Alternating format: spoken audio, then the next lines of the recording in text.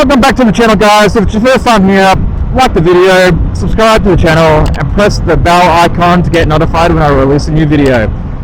So I was talking about Jiu-Jitsu yesterday after training with my mates, and we had a debate about, does strength actually matter in Jiu-Jitsu? Now, when you first start Jiu-Jitsu, I guess you're told a half lie. That half lie being, as a smaller guy, you can beat up the bigger guy, right? You'll win fights against bigger people, and that's, not wrong. It's just they don't tell you that what if that bigger guy also knows Jiu-Jitsu? Well, then you are in for a very, very terrible time. My gym, there's a lot of big dudes who train in my gym. Generally, a lot of gyms have smaller guys, probably because they're sold that half truth. But our gym out here in Geelong, DC Jiu-Jitsu, everyone is like, the average weight is probably 80 kilos, 85 kilos, right? We've got some big dudes. Now, when a new white belt comes in, okay, the new white belt comes in and he's strong, athletic, tall, I can generally tire him out, make him work for it all. I can submit him, but if I have a tall guy,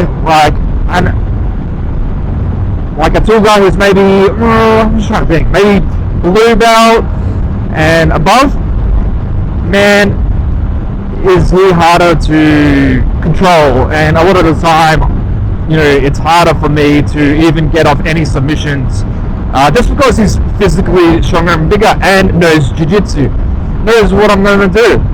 So everyone as well, they look up to Gordon Ryan, they're like, yeah, Gordon Ryan, we love you, you're a dreamy dude. But what they don't say, the Gordon Ryans of the world, they go around parading, Jiu-Jitsu technique beats everything, yet they're juicing, they're on gear. Now, why would you say technique is everything, yet try and get as strong as you possibly can? That just doesn't make sense. So there has to be an element where, alright, strength does matter. If you want to win, strength does matter. Now, if you're a Jiu-Jitsu practitioner and you were just you were just doing Jiu-Jitsu, you can really turn up your game and really have success, I believe, if you actually go to the gym and get some sort of strength training in, right? Some sort of strength training, okay? You don't have to go like 5-6 days a week, maybe 2 to 3 times a week, and guess what? You'll be absolutely ripping it. Now, when it comes to people in your own weight division, when you compete, obviously you're competing against people your own age, right? So, or not your own age, your own weight. So you have to really, you don't have to get freakishly strong, is what I'm saying, when you compete, against people your own weight. Unless, what I'm really getting at is, strength in Jiu-Jitsu does matter. Don't think that it doesn't. If you really want to step up your game in the gym, in the Jiu-Jitsu gym, you have to go to the gym and you have to put in some sort of work where it's either you're working on your isometrics, you're working on squats, you're working on specific skills that'll just absolutely relate to the Jiu-Jitsu mats. Now, recovery is also a big part of, Jiu-Jitsu, and that's a lot of reasons why the, elite athletes, that's why they take a lot of the performance enhancing gear. A lot of times it isn't to beat the other person, that's just a byproduct of, being so much physically stronger than your opponent. You've got the highest percentage to win, but a lot of them take it for the recovery purposes. These guys are trying to train, and me and you, the everyday person, we're trying to train and as much as possible, right? But these guys, it's their livelihood, right? They're getting paid, and when you're getting paid and you can't compete anymore, and you built your whole life around competing, what are you gonna? Are you not gonna be taking performance enhancing when everyone is? You have to. When everyone starts to take it, you kind of have to start taking it yourself, just to stay up with them and just to compete with them, So, there's this, I reckon, the whole jiu-jitsu world, it needs to be cleaned up when it comes to performance enhancing gear.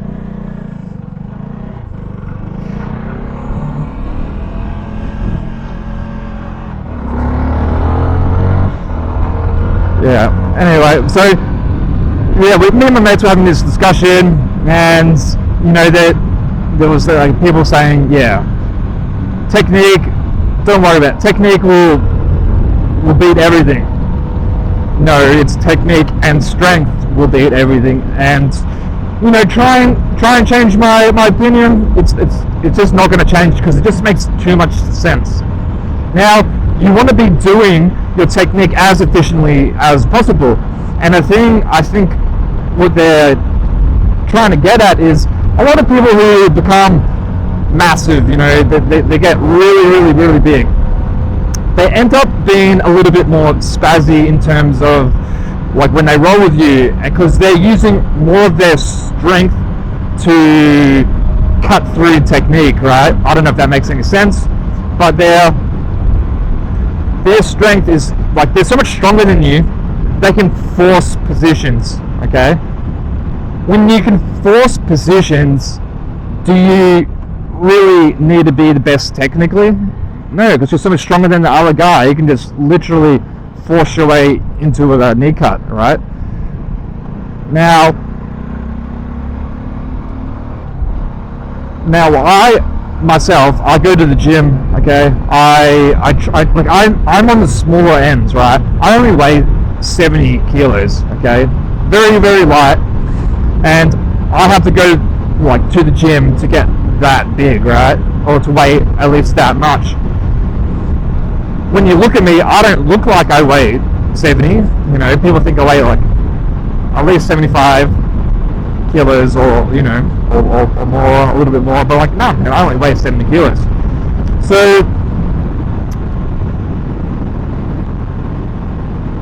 So me myself, I have to go to the gym just so I can stay toe to toe with the bigger people in my gym who don't necessarily need to go to the gym, right?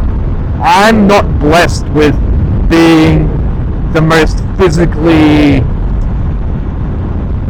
what's the words? The physicality. I've got good genetics. I look really good. Not to toot my own horn when it comes to body aesthetics, okay.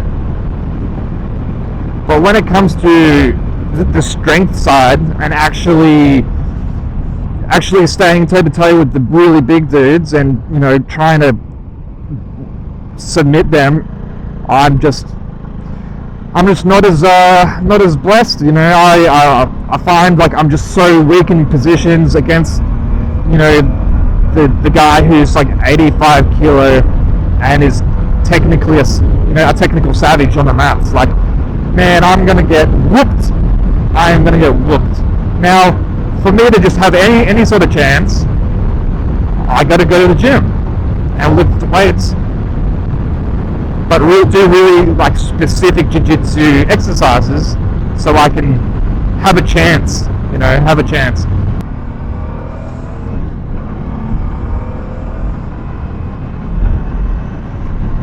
So it was just a random conversation that we were having with our mates, and I think maybe in the early days of Jiu-Jitsu, when it was first growing and everything, you didn't need to do performance enhancing drugs, or you didn't need to be as strong. I don't think, okay.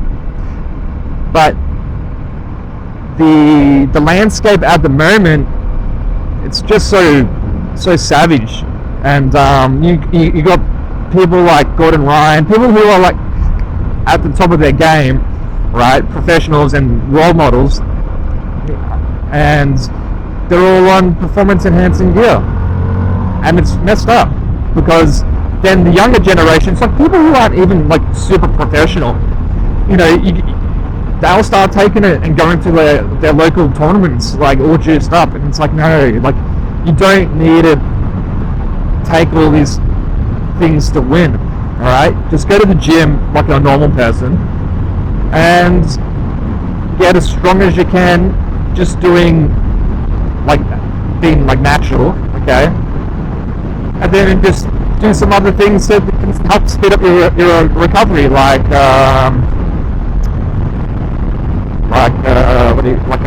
infrared sauna and ice baths, right?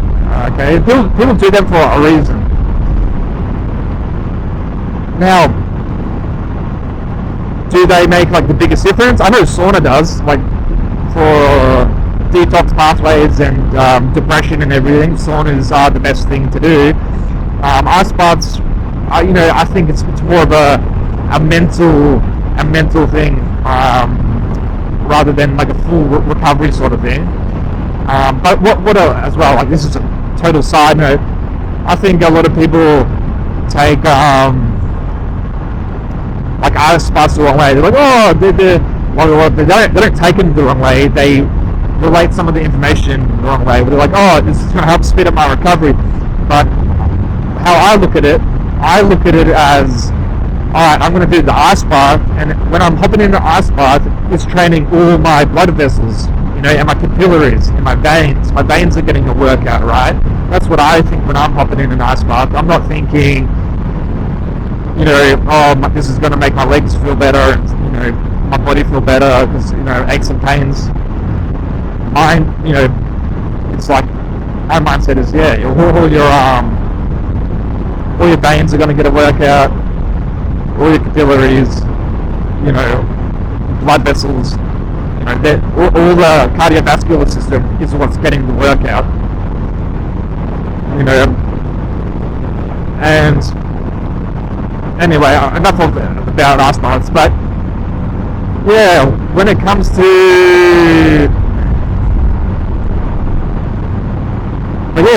strength, don't be fooled by them telling you strength doesn't matter. Just come in and learn jiu-jitsu. Okay, I'm just gonna put it out there because some little guy is probably going to try to get into a fight with a really, really bigger dude, and if that bigger dude knows jiu-jitsu, 9-9. Okay, it's just nonsense. So yeah. Anyway, leave a comment in the description if you guys think differently, alright? Or if you think strength is absolutely necessary in jiu-jitsu, leave a comment, because I really want to hear from you guys and what you think. Anyway, catch you in the next one. Bye!